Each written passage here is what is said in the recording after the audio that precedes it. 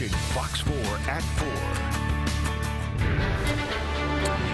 Well, candidates have campaigned about crime concerns in Texas and across the country, but recent polls show public safety is not as high on the list of priorities for voters.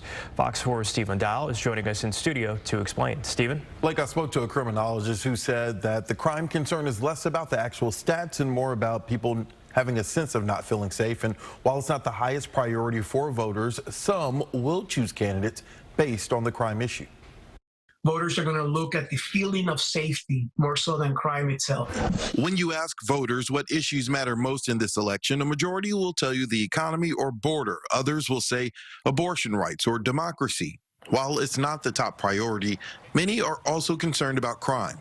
Alex Carmen is a criminologist at Tarleton State University. Is crime trending up or is it trending down in Texas or nationwide? The truth is somewhere in the middle, right? So what we've seen over the past couple of years is that property crime is actually going down and violent crime is kind of remaining at a steady flow. Now, this year is not over yet, and we have yet to count another 2 months worth of crime. Another important factor is that we're now counting crime in a different way.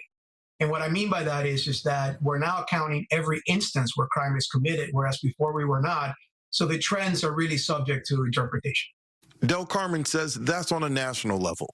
In Texas, violent crime is a bit higher and property crime has declined a bit.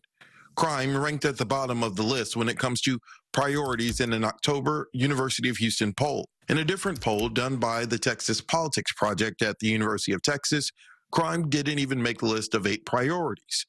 Some of the crime concern in the Lone Star State is tied to illegal border crossings. Republicans have campaigned on American cities being more dangerous due to violent immigrants.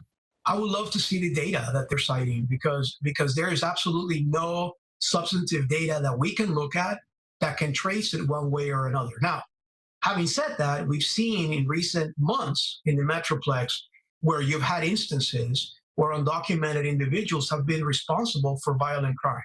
And of course, those receive a great deal of national attention, not of local attention.